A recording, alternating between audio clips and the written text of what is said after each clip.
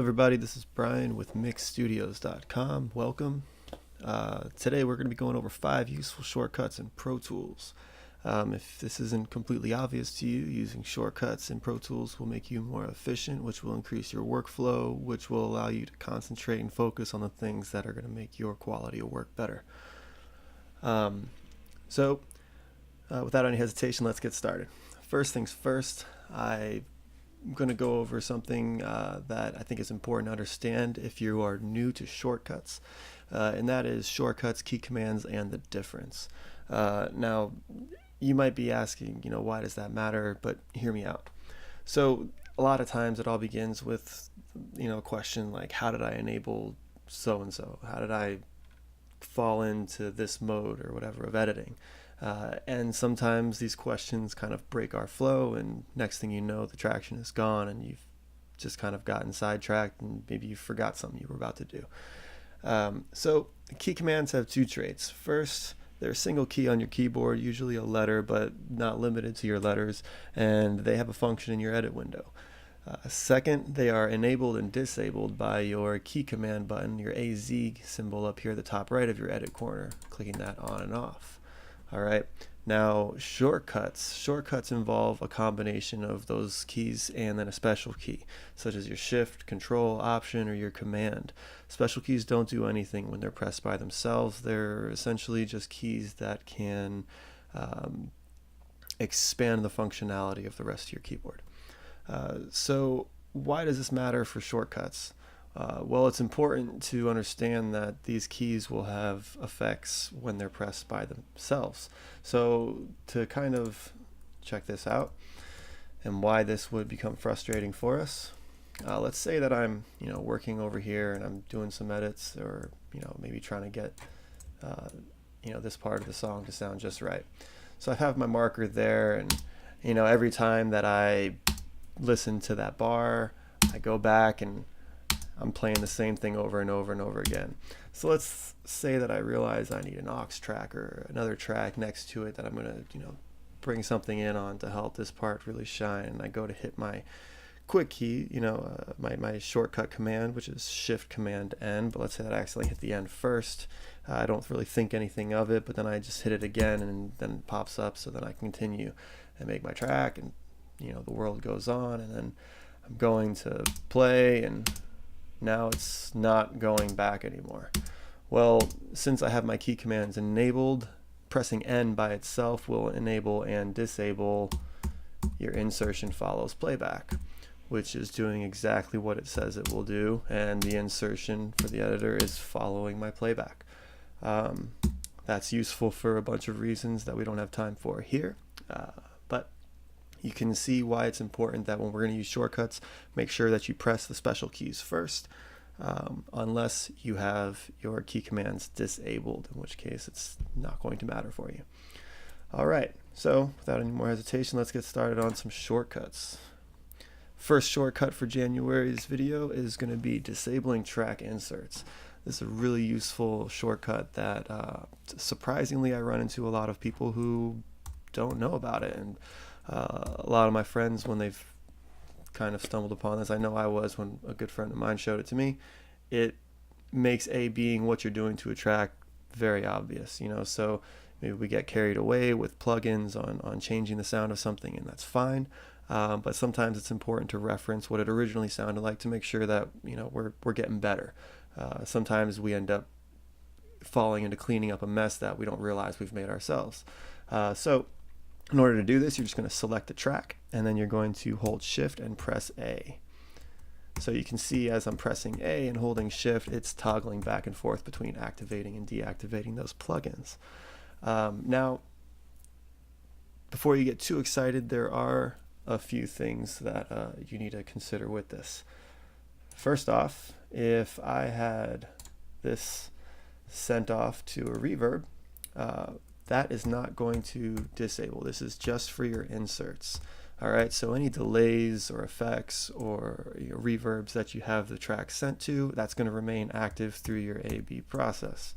All right, another thing to keep in mind is that if I had this API EQ disabled, I decided I wasn't going to use it, but I left it on there because I might use it later on. But I got carried away, forgot that I left it there, but I'm using other things. Well, when I go to AB while I'm playing and then bring them back on, you'll notice that it brought the API EQ back on as well. All right, and that's going to stay active. And if I didn't think about it, now I've thrown something else into the chain for that track that could mess up work or make me think that I've done something, make me think I'm a little bit crazy. So it's important that if you're going to leave a plugin on there like that you think you might use later, but you're not sure, even though I don't entirely recommend that, don't leave it bypassed. Right click it and make it inactive. Now, it's only going to activate in a situation where you're sure you're willing to hear it. There is a couple more things to consider with this shortcut. Actually, just one more quick thing. So let's open this and let's go ahead and add the master bypass to its automation, which is another tutorial video. All right, so now that we can go ahead and access that master bypass, let's say that all of this right here, the EQ is supposed to be bypassed. So now when I play, we see that it's active and then it passes and now it's bypassed. All right, so now while it's playing with that API bypassed, let's say that I wanted to listen to it with and without this compression right here. Shift A. All right, cool, we disabled my compression. Watch what happens when I press it again. The API comes back online even though it's amid a bypassed automation. Now, it doesn't mean that it's like that for good. Once I go back to where I'm playing, it should read the automation. Oh, actually it's not. That's kind of strange actually. So now it's back there.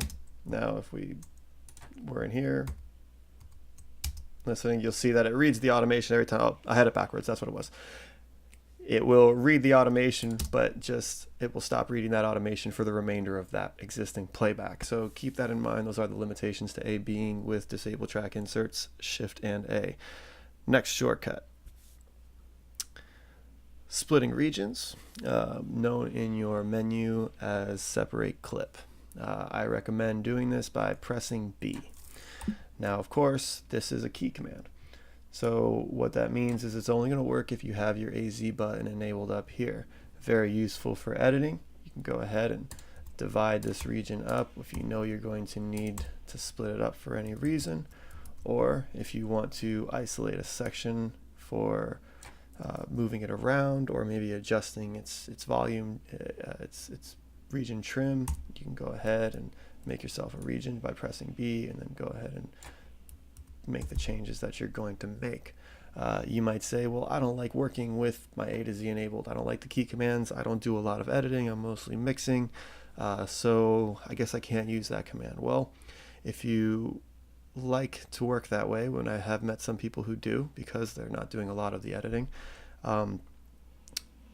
you can go ahead and hit Command E. All right.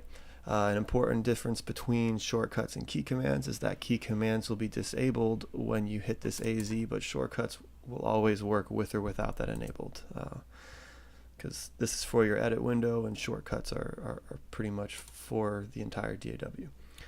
All right, so moving on to our next one, we are going to look at the Task Manager shortcut. Now, if you don't know why this shortcut is extremely handy, you might not have considered it yet. So if you are not familiar with your Task Manager, it looks like this.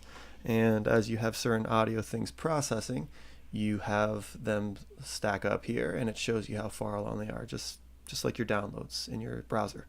Okay, so that's by holding Option and pressing your quotation mark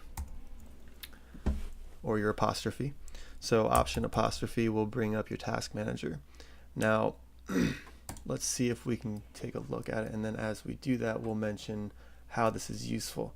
So let's say that I was going to make all of these guitar tracks right here. So I was going to set them all up for Elastic Audio. All right, so now that we have these audio regions gray, we can see how long it's going to take for this to finish. So a lot of times when we do process or we make changes like that, we sit there and we think any second, any second, any second. When a lot of times the case might be 5 minutes, 6 minutes.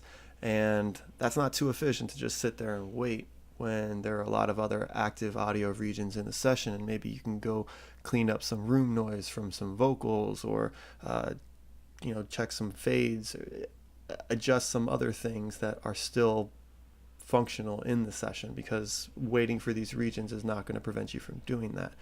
Now you've made the most of your time and you didn't just sit there wasting, and you knew all because you opened Task Manager and you were able to see how fast that audio was processing. It's also useful to let you know that it is actually doing the work, and you're not trying to do something and doing the wrong way and it's not getting done. All right, so that is bringing up the Task Manager. Next, we are going to hit the shortcut for your multi-tool. All right, I recommend pressing F7 and F8. Now, F7 and F8 works for me. You can get your trim tool by pressing F6, your selector by pressing F7, and your grab tool by pressing F8. And a combination of any of the two will bring up your multi-tool. You see the changes up here. Now, if that's the case, you might ask, why do I say F7 and F8? This is a preference, but I'll let you know, and maybe you'll think that it is useful for you as well. I've noticed that the only two tools of the three that you have those keys for to make your multi-tool, only two of the three really ever get used by themselves, apart from the multi-tool, and that is your selector tool, which I have selected right now, and your grabber tool. So what I did was I made it a habit and grew to train my left middle finger to reach for my F7 key. All right, so now from there, it's naturally easy to drop my index and select my grabber tool. So now basically when I go to grab my grabber tool, it just made a habit out of like I was going to F7, but then hit F8 instead.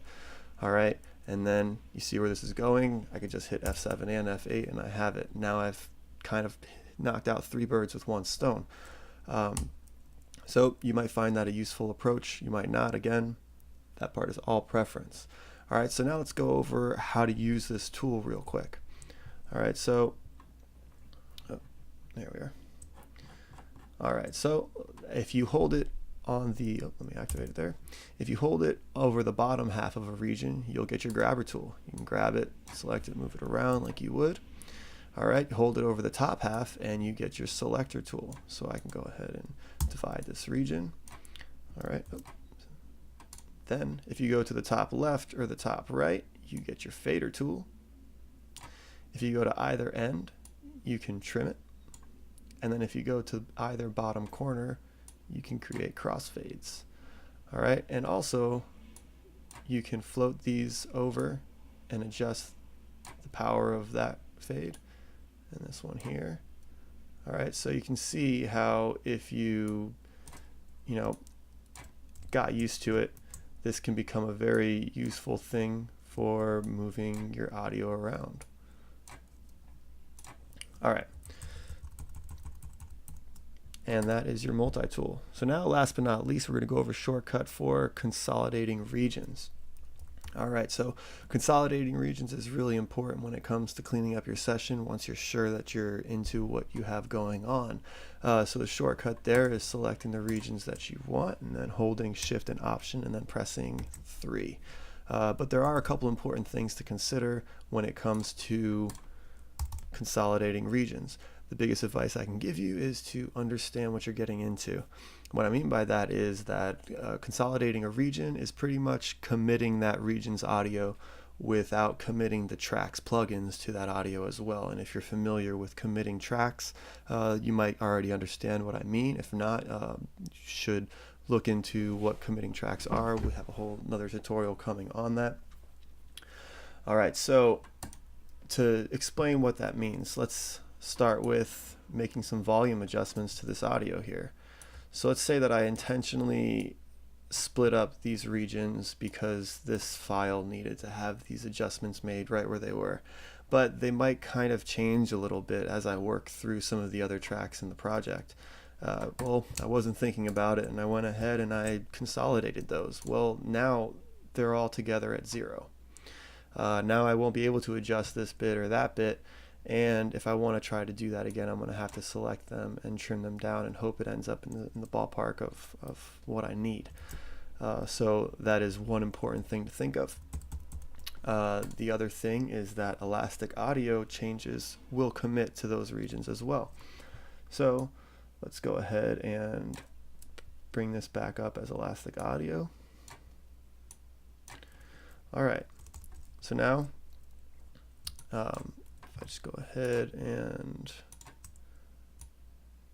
tug some of this around. All right, so now I'm not thinking, I'm working. I go ahead, I consolidate that without being sure of what I'm getting into. Oh, but I need to adjust that guitar one more time, but now I'm changing a different audio file. Now I'm changing an audio file that doesn't have that play to the audio. It's already committed. So anybody who's familiar with elastic audio is going to know that if I make a change and then I commit it and then I try to undo that change using elastic audio, it's not going to sound as clean as the original one that I'm changing it back to. It might not sound terrible if you're working with really good audio, but it's still not even going to sound great compared to the original that you were originally working from. So make sure that when you do this, you are ready to commit to what's in that region.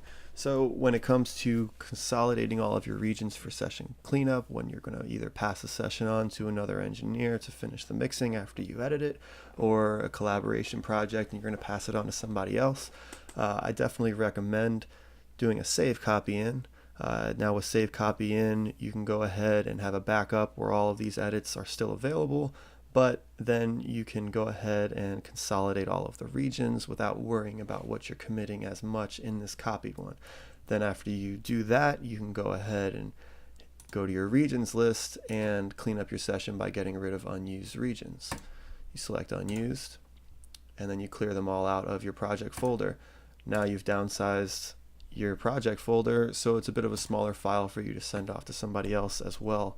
Alright, so those are our 5 useful Pro Tools shortcuts for this video.